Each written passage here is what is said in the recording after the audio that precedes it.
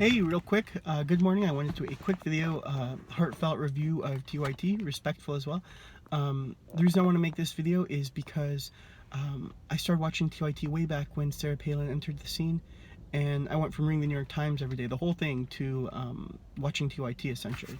And if New York Times as a scaffolding was the bones of the news, TYT really fleshed everything out and really made it come alive. They had a lot of fire in their veins. They had a lot of really great analysis, and I want to just if anyone sees this from TYT, I really want you to be successful, and that's why I'm leaving this review.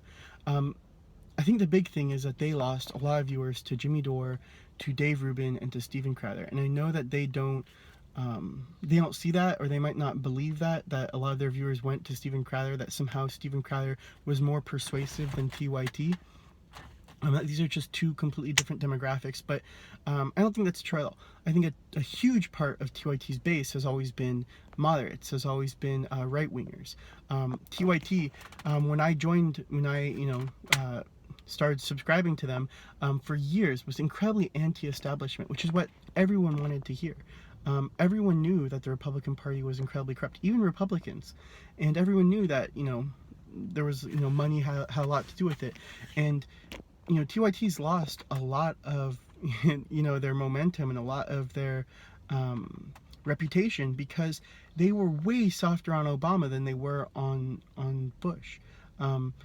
Just look at their reviews of Trump and how they say he's racist and he's stupid and he's corrupt and all of these things, versus how they treated Obama, even at the worst. They never said Obama was stupid. They never point out how he's being led around by the nose and by the banks. Until and that had them lose a lot of credibility. What Obama did to the working class was horrible, far worse than what Bush did, far worse than what Trump did, and yet they kind of gave Obama a pass. And people who are anti-establishment, after 8 years of losing your anti-establishment edge, you just lose your audience. Your audience gets bored with it. They understood that, well, politics took priority over morality, over over policy, over anything that was really important, because you should have been calling out Obama just like they're calling out Trump now. And who was willing to call out Obama? Steven Crowder, Jimmy Dore, Dave Rubin. TYT has lost a lot of its momentum because they lost their anti-establishment edge. And essentially, I think that kind of boils down the whole story. I mean,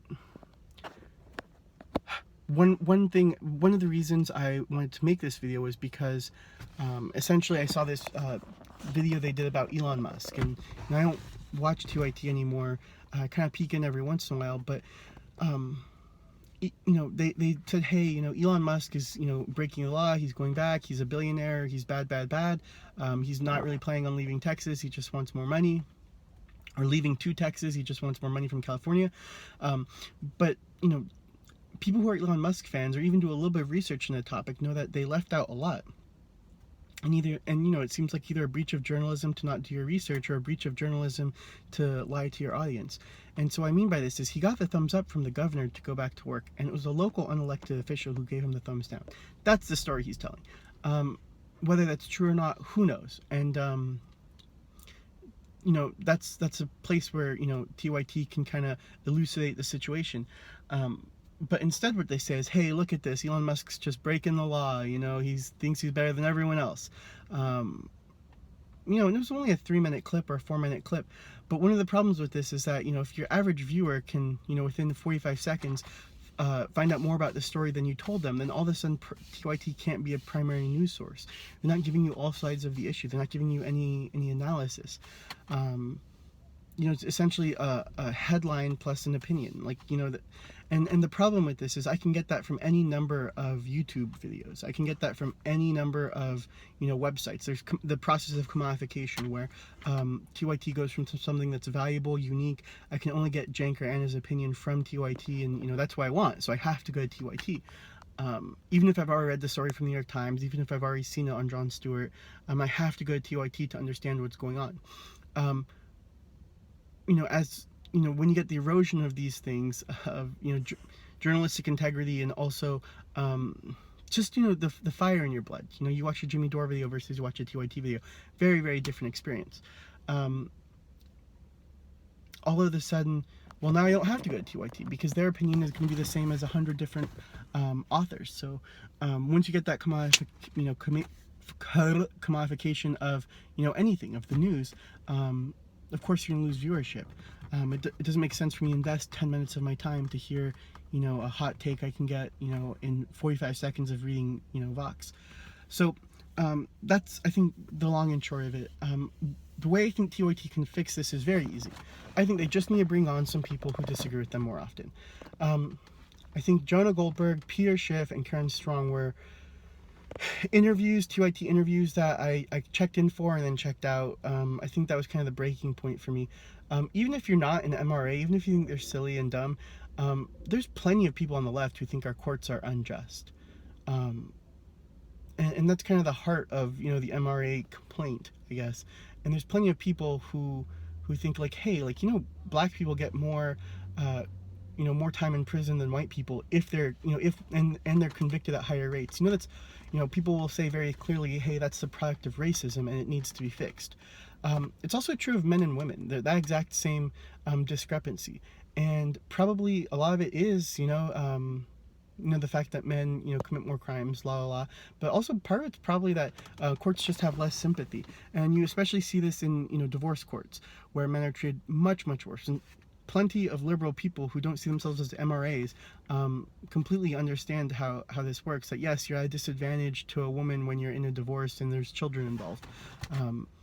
If you see Marriage Story, right, they literally made a Netflix movie that was an Oscar nominated movie about the same thing. It's a very mainstream opinion, and when you yell at someone who's trying to talk about this, you lose a lot of credibility with your moderates, with your GOP supporters, people who visit you just for being anti-establishment, and they say, oh well, maybe they don't understand what they're talking about because this is a pretty mild hot take, and they're going crazy over it.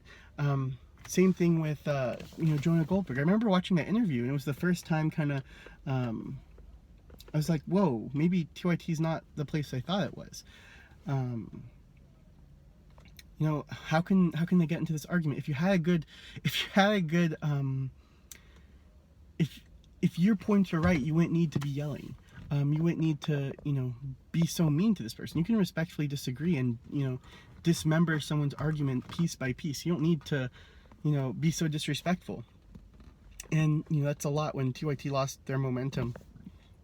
This was a little bit before, momentum, you keep going for a little bit before you come down. But I mean, TYT kind of lost its magic to a lot of viewers at that point. It's, oh, these people aren't anything special. They're just another they're just another people with an opinion. So it's just one of those things. Additionally, anyway, so that's the cure. I think they just need to bring people on who disagree with them, be really respectful, have that same fire in your veins, become more anti-establishment again. The reason you want to have people who disagree with you on is because you're not always going to be right. You're not, and when you're wrong, you can have a nice back and forth. And not only that, but your viewers who are left-wing will understand and will give you credit for being wrong if at least you tried your best to be right. That's why I think TYT never understood. MRAs don't really exist anymore. They're kind of like an extinct species right now. But I mean, some of them were pretty mild, and some of their critiques were pretty mild as well. So I mean, I don't know. When you yell at people who have a large online following, you lose a lot of credibility, even to people who didn't follow Karen Strong, even people who didn't follow Peter Schiff or Jonah Goldberg. Me personally, I'd never even heard of Jonah Goldberg before TYT, and then all of a sudden this guy at TYT is yelling at him. It's just one of those things. Lastly, I want to say that they need to stop doing videos about Dave Rubin. Pure and simple. A lot of people have made the same emotional journey as Dave Rubin, and when you when you make these videos about him, you just sound salty, and it just sounds sad. He's a very successful person right now. He's killing it. Um, and look, like, you can disagree with him. You can think he's bad or he's this or that. But, I mean, TYT wasn't great to him either. And TYT's done a lot of, like, really shady things. So it's, you know, one of those things that, like, hey, yeah, I mean, like, what, did he handle it the best? No, but he's a person, you know? Like, just forgive him. I mean, that's the whole point, right? Of forgiving people. They don't deserve it. You forgive them because it's good for you. Anyways, I think it's good for TYT if they, you know, forgive Dave Rubin. Whatever weird thing is happening between Jimmy Dore and TYT, that needs to get cleaned up too. Look, same thing with Steven Crowder. You know, you can't... I know it's hard to say this. I mean, Steven Crowder... you have to see the success of these people as a symptom of something you're doing wrong. So, for example, Steven Crowder, a lot of people like him because he stood up to TYT, and they felt like disaffected TYT fans, and he was someone who's willing to come out and, you know, kind of say the emperor has no clothes, and you know, and he's been richly rewarded for that. So, TYT really needs to get back to basics, back to, you know, penetrating analysis, back to people who disagree with them, back to being anti-establishment. And I think they would find a lot of success. There's a lot of hunger for, you know, being anti-establishment, not anti-Trump. Even people on the left like Trump and think, at the very least, think Trump is anti-establishment. Even people on the left. Doesn't mean you have to support Trump, but means, you know, the establishment that, you know, where Goldman Sachs loots the country and then gets bailed out by the country and then uses that bailout money to loot the country again. And now that they own all the houses, they can raise rents as high as they want. Like, you know, that's the kind of, you know, stuff that people are frustrated with. And there's infinite number of stories you can write about it. But, you know, long story short, it's been a long trip. I wish the best for TYT. I don't know if, I don't know how they're going to do. Just people don't seem interested anymore. Interested in, you know, Anna, Jank. They just don't, you know, they don't have the same fire in their blood that they used to have. Their analysis just isn't as penetrating. Yeah, anyways, good luck. Best of luck. Used to really like the show. I remember at one point, anyways, I'll keep that story out. But, you know, I would still be happy to work somewhere at, like, TYT. That's the thing. I think it would still be a great place to work, but I don't think my politics are in line. I don't think, you know, if they were willing, you know, to listen to what I had to say, that'd be awesome. But, I don't even mean in front of the cameras or anything, but, like, they have a lot of staff. But again, when you get in this echo chamber, you just miss a lot of things, like that Elon Musk thing.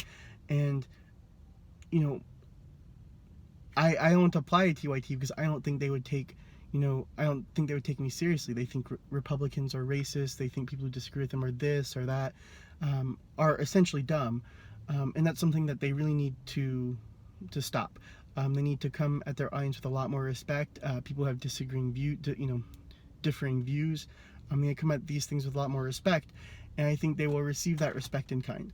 And I think if you had just a couple of people, even on staff, you know, just like a libertarian and a conservative, you know, kind of consultant, kind of like the same way they used to bring on JR, like, hey, JR, what do you think about this thing? And JR would give us, you know, 2 cents and would be on camera sometimes.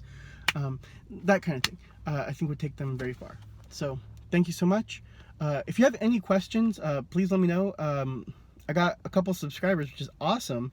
Thank you so much for everything. If anyone from TYT sees this, just let me know. Like, man, like, I would work for you for free because I think it's that important to get this right. And, you know, TYT, I gained a lot from watching them, and I'd be happy to give back any way I could. But again, I don't think they're interested, and I don't think they treat people who disagree with them with much respect. So I don't know if it'd be a great place. But have a great one. Bye.